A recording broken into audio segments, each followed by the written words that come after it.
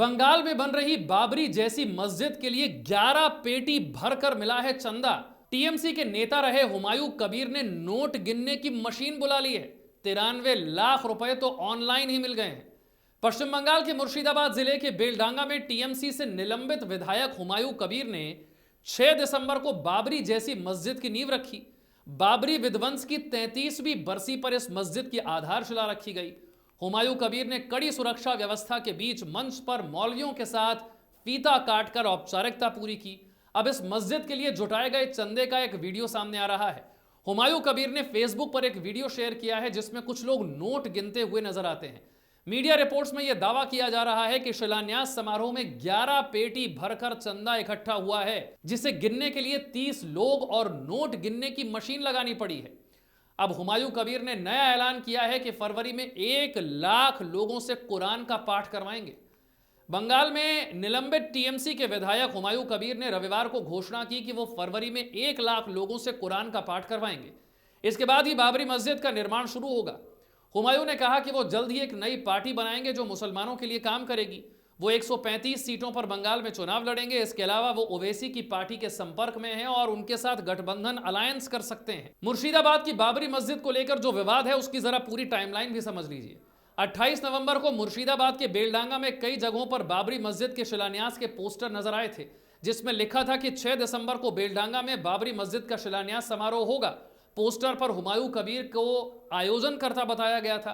इसके बाद विवाद बढ़ गया। बीजेपी ने इसका विरोध किया, कांग्रेस नेताओं ने इसका समर्थन किया।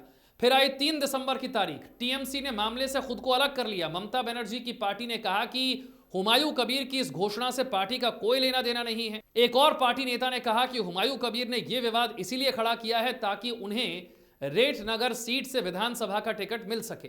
हुमायूं वर्तमान में मुर्शिदाबाद की भरतपुर सीट से विधायक हैं। 4 दिसंबर को मामला बढ़ता दिखा। टीएमसी ने विधायक हुमायूं कबीर को सस्पेंड कर दिया। कोलकाता के मेयर फिरहाद हाकिम ने कहा कि पार्टी सांप्रदायिक राजनीति में विश्वास नहीं करती है। पार्टी एक्शन पर हुमायूं ने कहा कि मैं अपने बाबरी मस्जिद वाले बयान पर कायम हूं।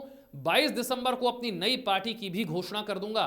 विधानसभा चुनाव में 135 सीटों पर उम्मीदवार भी उतारूंगा। मैं उन दोनों यानी कि टीएमसी और बीजेपी के खिलाफ चुनाव लड़ने जा रहा हूं। हुमायूं ने कहा था कि 100 मुसलमान शहीद होंगे तो वो 500 को ले आएंगे। मुर्शिदाबाद में बाबरी मस्जिद बनाने को लेकर मीडिया से बात करते हुए 28 नवंबर 2025 को हुमायूं कबीर ने एक और विवादित बयान दिया। उन्होंने कहा कि जो कोई उन्हें रोकने की कोशिश करेगा उसे गंभीर नतीजे भुगतने होंगे।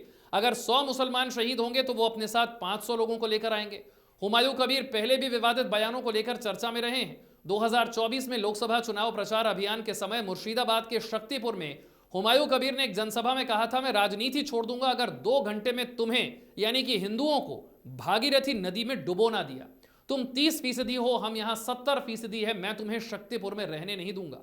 इस बयान के बाद चुनाव आयोग ने उन्हें नोटिस भी जारी किया था। वहीं टीएमसी ने इस बयान से दूरी बना ली थी। मस्जिद को लेकर यह विवाद अब साल भर पुराना हो गया है। यह पूरा विवाद नवंबर 2024 यानी कि 1 साल पहले शुरू हुआ। तब टीएमसी के विधायक हुमायूं कबीर ने अयोध्या वाली बाबरी मस्जिद की छोटी प्रतिकृति यानी कि रेप्लिका बनाने की बात कही थी। जब बाबरी नाम के इस्तेमाल को लेकर विवाद हुआ तब उन्होंने कहा कि बाबरी मस्जिद मुसलमानों के लिए भावनात्मक मुद्दा है, इमोशंस जुड़े हुए हैं। इसके बाद दिसंबर 2024 में ही बीजेपी ने मुर्शिदाबाद में राम मंदिर बनाने की बात कही। हालांकि तब भी बीजेपी के नेता शंकर घोष का कहना था कि राम मंदिर को मस्जिद के जवाब के तौर पर देखा नहीं जाना चाहिए। मंदिर संस्कृति का हिस्सा है, जबकि बाबरी मस्जिद का एक खराब इतिहास है। यह बंगाल में कैसे बन सकती है?